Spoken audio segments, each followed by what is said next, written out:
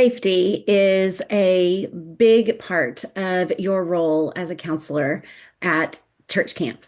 We want to make sure that all of the adults that are there are safe, as well as all of the campers. And so there are some very practical things that we need to be reminded of when thinking about safety. A lot of the things in this module are things that your church camp will have systems in place already. And so we just want to reinforce to make sure that those things are happening. First, all of the staff that serve to connect with kids throughout the summer need to be background checked. Your camp probably has a system already in place with a background check agency that they use. So make sure not to procrastinate on that. When you get the link to fill out that background check, make sure that you do that and submit it in a timely manner. And those background checks should be completed once a year. So if you served last summer, it's probably time for you to fill out another background check form. Your church camp, as well as state guidelines and different camping organizations, they have recommendations and requirements for ratios. And so the counselor to camper ratio is typically somewhere between 1 to 6 adults to campers, or sometimes it's 1 to 10. It really depends on the situation, if it's a day camp or an overnight camp, the age of the campers, and that kind of a situation. I know that many camps look at what those minimum ratios are, and they try to be under that if at all possible, just as a best practice. Also, with that, you want to make sure that all adults are using the two adult rule. There are times at camp where maybe a camper needs to talk with an adult one on one and have a private conversation, but there are ways that you can do that and have a conversation privately with a camper while also committing to have those safe practices of being a two adult rule. For example, if a camper wants to chat about something after small group, I could ask another adult to sit in close proximity where they can't hear what we're saying, but they can have eyes on me and they can have eyes on the camper. At my camp setting, what I might do is ask that person, could you sit on the porch of the lodge while I sit down near the red patio at our camp? And that way, that person can just keep an eye. That's a good protection for both me as the adult and the camper. And I can still have a conversation out in the open, but privately with that child to be able to allow them the freedom to speak however they want. So there are ways to do that. There's also different things if a camper needs to go back to the dorm, not to do that by yourself, but to take a whole crew with you or find another adult to go with you. That's a really important one. Along with that, like I said, if kids need to go places, you want to urge all of the kids to always be in a buddy system. It's a good recommendation to stay in groups of three. I remember many years ago when I was first serving as a counselor, somebody mentioned stay in groups of three because that means one person gets hurt, one person stays with them, and the other one runs for help. I don't know if that's the practicality of how you want to interpret it now, but groups of three for campers, maybe at free time or other places when they are not going to be directly with their small group, is important to stress again for keeping everybody safe and together. There are many things that a child's family, a camper's family might put on their registration forms when they are signing them up for camp that are important for you to know in order to help keep that child safe throughout the week. Your camp directors and probably the kitchen staff, the camp nurse, other staff like that are going to have access to that. And sometimes counselors don't get to see the full registration forms, but it is a good practice for you to ask your camp directors for information if there are any special things that you need to know about your campers. For example, food allergies. It's good for you as the counselor to know that just in case you get extra snacks for your small group or you see them eating something that they shouldn't when they're in the dining hall. The other reason is that you might, for those first few meals, if you have a camper that does have a food allergy, you might go through the line in the dining hall alongside of them because sometimes, especially younger kids, they might not advocate for themselves going through the cafeteria line to be able to say to the kitchen staff, "Oh, I'm the one that I have gluten-free option, please." Or my family sent a separate meal. Can you grab it from the back? They might not say that those first few meals. And so if you are next to them going through the line, you can help establish that routine and get the kitchen staff to know your camper and be reminded of that. There are strict rules as far as medication and dispersing of medication at summer camps that your camp nurse is going to manage. But there are also those times where a child maybe has a headache or needs Advil or something like that. And you need to make sure that you are communicating with the nurse and taking kids there and letting them check off the registration form to see if families have allowed permission for the nurse to dispense any kind of over-the-counter medication in addition to the medications that a child might have brought with them to camp for the nurse to dispense throughout the day. It's smart for all of the counselors to have a first aid kit of basics on you all the time, especially at kids camp. You want band-aids or little alcohol swabs or just those kinds of basics for when you're on the go. One note is to make sure that there are no latex allergies at your camp before you put those kinds of band-aids in your backpack or in your little fanny pack to make sure that that band-aid doesn't get handed to the wrong person. It's smart to just, if there's one person with a latex allergy, just have the whole camp be latex free for that week. And so, again, your camp nurse is going to be able to do that. Helping your campers be thoughtful and smart about their attire throughout the week is another way that you can promote safety and having a wonderful experience. For example, you want to make sure to encourage your campers to wear closed-toed shoes whenever you're doing activities that maybe the big, large group games during the day or going on hikes. The camp that I participate in also requires closed-toed shoes after dark. That is to make sure that you're safe from any obstacles that you might trip on. And also, it's in Texas, so there's possibility of snakes as well. So shoes are one of those good choices. Having kids not walk around in their wet bathing suits after free time for the rest of the day. That's just a safety and sanitary kind of a situation. Encouraging the kids to make sure that they are changing their clothes. I know sometimes with younger kids, they might want to just sleep in their clothes and not change because mom or dad aren't there to tell them to put on new clothes. So all of those are ways that you can help ensure a camper has a safe week with regards to the things that they're wearing.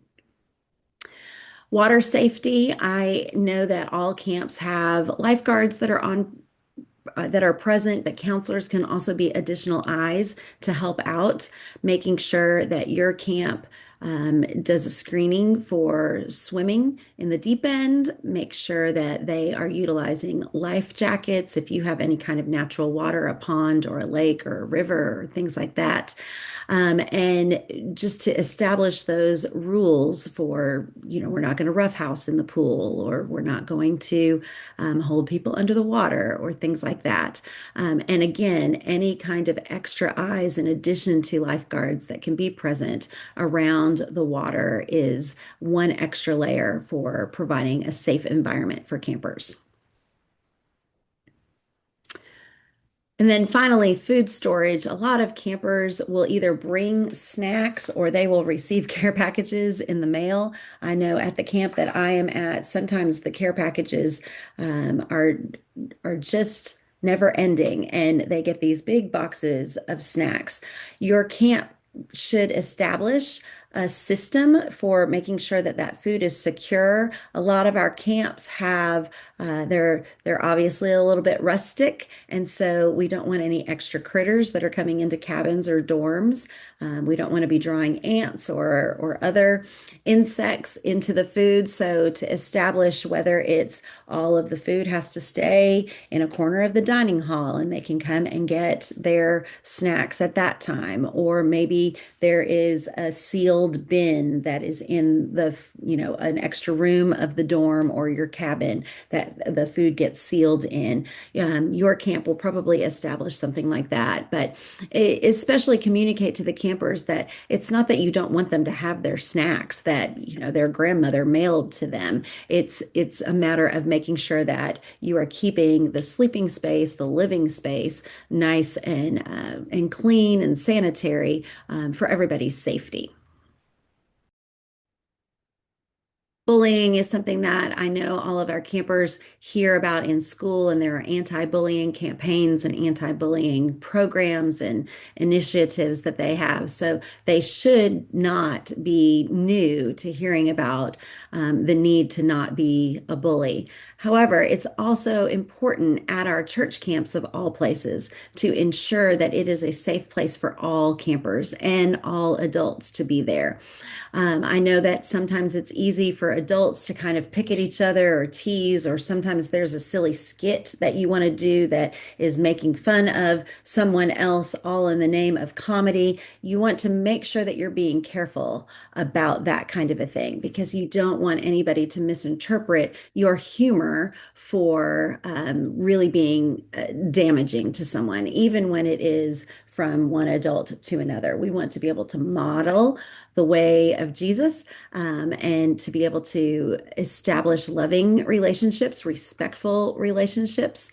I'm sure, and that way the kids see the adults treating one another with love and respect, and so hopefully they will do that as well. If you do have instances of bullying, your camp probably has a process for consequences or for protocols to be able to sit down, talk with the campers if it escalates and there needs to be a phone call home, or those rare times where you unfortunately have to send a camper home over an incident. You want to make sure that you have learned the process that your camping program has set up, and then to just be eyes for that, and to encourage that you're not going to allow it. And it's even little things. At my camp, occasionally someone in the dining hall, any age camper, sometimes it's an adult, they will, drop their plate of food in the dining hall. And in our dining hall, it just echoes like crazy. And somebody drops a plate of food, and people will start clapping for that.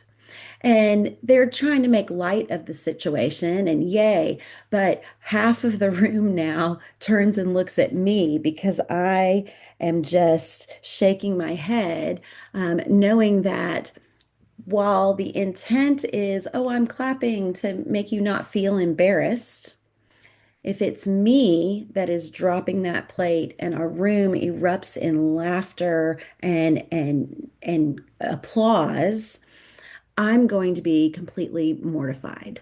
And I'm going to remember that moment. So if somebody drops something like that, or there are other moments throughout your day where a situation similar might happen, instead of applauding that, how about encourage the campers to go help the person pick up their plate? How about say, you know what, I'll go get you another dinner plate, and just make sure that we reverse that. Again, that just all goes back to what we sometimes think is a moment of levity and comedy can truly be something that can damage somebody and make them just miserable, and it can kind of ruin their day, maybe ruin their week, and we don't want that to happen. So have that lens of could anything be misinterpreted as bullying, and making sure that we are encouraging one another and we're lifting each other up,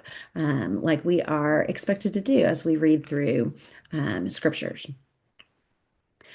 I'm sure that your camping program has other resources about safety with regard to your particular setting. And so make sure to listen to all of those. If there is a need for background checks or sexual abuse prevention programs, I know that there are places like ministrysafe.com, safe sanctuaries, choice screening, safe gatherings. There are a slew of resources out there. When it comes to sexual abuse prevention, I believe the recommendation is that every 2 years you go through that training and produce a certificate that can be on file at your camp. Your camp may want to do it annually or have a different schedule for that, but I think 2 years is probably the average. In all, we want these safety practices to be in place so that they can kind of run in the background so that the main focus of your time with your campers is on helping them experience the presence of God and to be in awe of the beauty of creation that is all around them at church camp and to build relationships and to learn how better to live the way that Jesus lived. Belonging for everyone. Let's begin with the phrase Imago Dei. Imago Dei is Latin for image of God. And scripture tells us that we are all made in the image and likeness of God, which is great news because as counselors, one of our jobs is to make everybody feel included, to make everybody feel like they belong. And this is amazing because they already belong just because they are who they are, and they're all made in God's likeness. Now, I don't know if this is your first year. I don't know if you've been a counselor for a few years or if you're a lifelong camper. We might have that familiar lingo. We might have our previous friendships from the camps before. We even might have those inside jokes, and that is amazing because it is proof that camp is a great experience. But we must be careful to not fall into the trap of familiarity because our job as counselors is to create new community every summer at camp. Did you hear that? New community every summer at camp. And how do we do this? By avoiding othering. Avoiding othering is making others feel like they're the others, by making them feel like they're on the outs. And sometimes when we have those inside jokes, that familiar talk might make others feel excluded. So our job is to be aware of those conversations, of those jokes, of that familiarity, and have other people, have the other campers or the other staffers join in. Be intentional about including everyone. Another way of another way of avoiding othering is to call campers by the names they chose. Yes, we all have our legal names, but let's face it, it's really rare when we all go by that name, right? So, to be respectful and to make sure that everybody is having a great time and everybody feels like they're included, let's just call everyone by whatever it is that you're choosing to be called. Yes? Now, we must also avoid projecting personal views or biases. We all have the things that we like. We all have our own personal views about various topics. But let's avoid projecting it onto other people. That means that just because I hold this view or I like this thing doesn't mean that other people should like the same thing. We're all different. Yes, we're all made in the image of God, but we all have our own personalities. We all have our own cultural backgrounds. We all have our differences, and that is what makes us incredibly interesting. So let's avoid projecting our personal views onto somebody else and nurture acceptance. To nurture acceptance is to be accepting of the differences, to be accepting of what makes us unique, right? But how do we do this? By maybe asking questions. Asking questions, why do you like what you like? Right? Why do you hold that view about this particular topic? And sometimes having those conversations with other people not only allows us to accept them and whatever it is that they are, because our views and our likes and dislikes are as much part of us as our name, but let's get curious. right? Sometimes out of that curiosity, we can learn about new things that we might like or dislike ourselves. We might end up liking the same thing the other person does. We never know. It's always a big question mark until we have open conversations.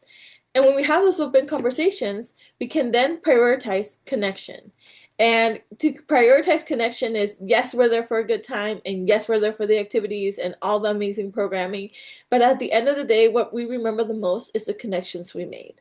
The connections we made with the campers, with the staffers, with anybody that surrounds us. To prioritize speaking to them as people as a whole, and not just because we have to, but because we want to, because we're curious, because we want to learn about who they are and what they love. Like after all, we are all made in the image of Christ. We are all important more than our name and what we do.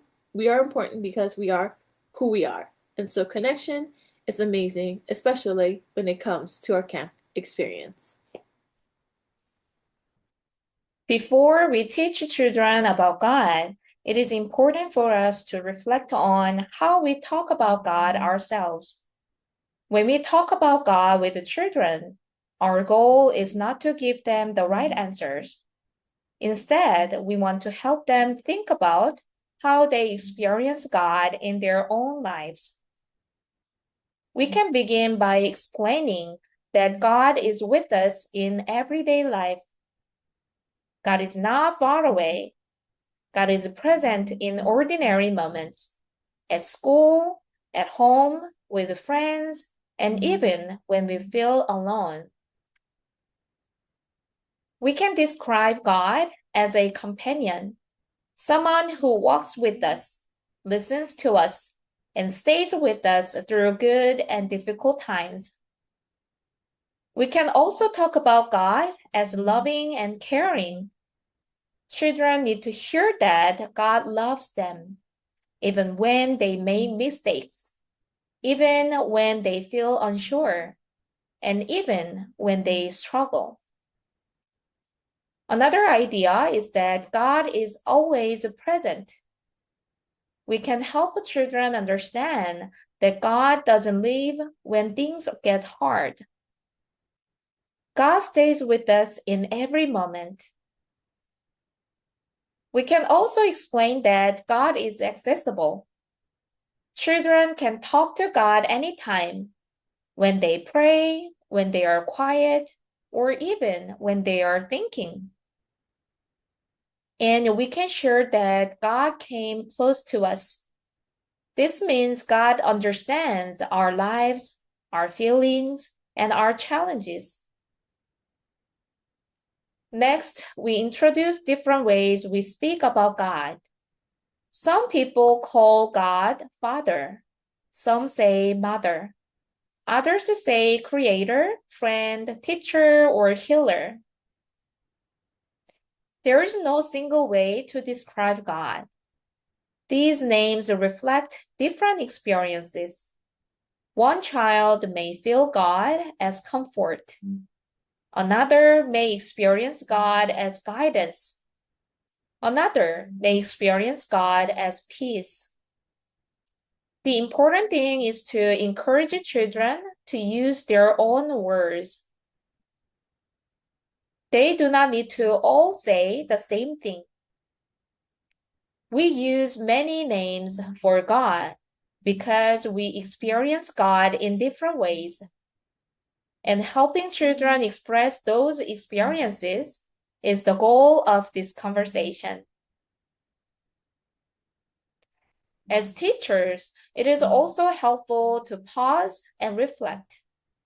Which images or names of God do I naturally emphasize? And how might they shape the way children understand God? Many things in life change, but God's love and presence remain the same. This can help children feel secure, especially when they experience change or uncertainty. We can also describe God as a stabilizer. When children feel worried, scared, or confused, they can turn to God for comfort.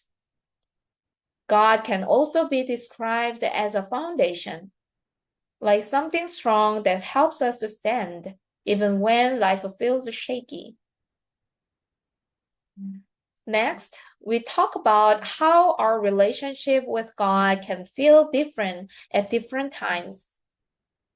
Sometimes children may feel very close to God. Other times they may feel distant. It is important to tell them that this is normal. Faith is not always the same. Feelings change, and that is okay. Children may also feel curious about God. They may ask questions or wonder about things. This curiosity is a healthy part of faith. Their relationship with God is developing. It grows over time, just like friendships grow. We can also remind them that God is non-judgmental. They can be honest with God about their feelings, their doubts, and their questions. The goal is to help children understand that their relationship with God is real, personal, and growing. There is no single correct way to feel. That matters is helping them explore their faith in a safe and supportive environment. As teachers, we may also want to reflect on our own response. How do I respond when a child says they feel distant from God? And what does that reveal about my understanding of faith? Today, I want us to think about something important. God teaches us through our differences. Yes, our differences. When we look around the world, we see that people live in different neighborhoods, come from different cultures and ethnic backgrounds, and speak different languages. At first, those differences may seem unfamiliar, but from a faith perspective, they're actually part of God's wonderful design. Diversity is one of the many ways we learn about one another and grow in understanding. Each person's background shapes their experiences, traditions, and perspectives. When we encounter someone whose experiences are different from our own, it gives us an opportunity to practice respectful curiosity. Instead of assuming we know someone's story, we can ask thoughtful questions and listen with openness. One important thing to remember is that there is no single definition of normal. What feels typical in one family, culture, or community may be very different or atypical in another. That difference does not make it wrong. It simply reflects the variety of ways people live and experience the world. Because of that, you should try to avoid making assumptions about others. No race, ethnic group, culture, or gender represents only one way of thinking or living. No group is monolith. Every person is an individual with their own story, values, and personality. Sometimes we may hear or experience something we don't fully understand. When that happens, it's okay to pause and seek guidance. If you have questions or feel unsure about something, talk to an adult or the camp director. Asking questions respectfully helps us learn and ensures we are approaching others with care and understanding. It is also important to remember that we do not always have to have all the answers. Learning about people and communities is a lifelong process. Instead of pretending we know everything, we can say, that's interesting. I love to learn more. We can learn together. When we talk about differences, it is also helpful to explain things within the appropriate context rather than guessing or winging it. Understanding where someone is coming from helps us respond with empathy and respect. At the heart of all of this is a simple truth. Every person deserves dignity, respect, and affirmation. Each individual is created with value and purpose. Let's remember that differences are not barriers. They are opportunities for learning, connection, and growth. When we approach one another with kindness, humility, and curiosity, we reflect the love that God calls us to show the world.